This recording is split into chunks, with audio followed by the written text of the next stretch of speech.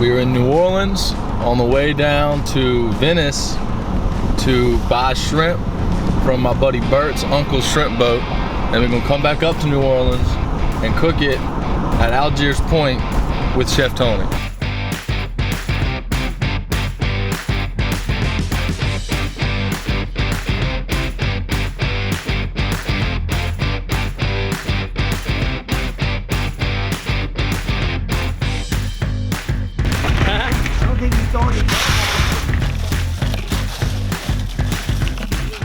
Was like the GPS map, how he travels mostly with the track. So every track here is where the boat has gone, so it helps him to where he makes circles at, so he doesn't hit any wrecks, so he knows where he's been at. And then we have depth meter, radar. So captain sleeps at the top right here, and then the other two crew members they sleep in the bottom bunk or this bunk right here, and normally stores equipment, or we also have a shower down here for those long trips. So what kind of shrimp was it this trip? White shrimp. Right, white shrimp. Is there any taste difference in the different types of shrimp? Very little. Yeah. I like both of them, because when you get burnt out on one, it's just time for the next season to come in. Thanks so much, man. Yeah, no problem.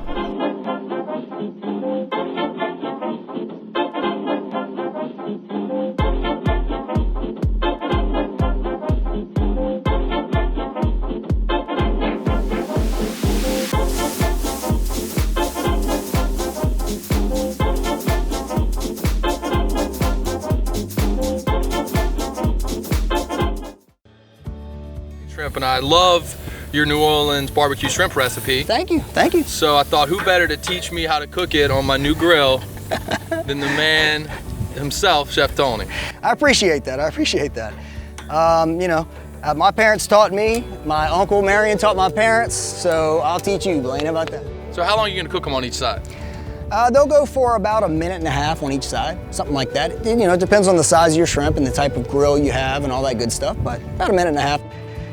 So what I did was, the sauce that we'll make in a second is based off of a shrimp stock that I made from the peelings. So you still get the best of both worlds there. I use the peelings to keep the flavor with the sauce, but then also the shrimp are peeled, so now you're able to eat the shrimp without having to wear them, and you still get all the taste. So when I was a kid, my dad would come scoop me up from school, which was awesome, about 3 days a week, and we would drive down to New Orleans and pick up, we'd go to the luxury spaghetti factory, which is no longer here, but it was here. We'd go pick up fresh pasta.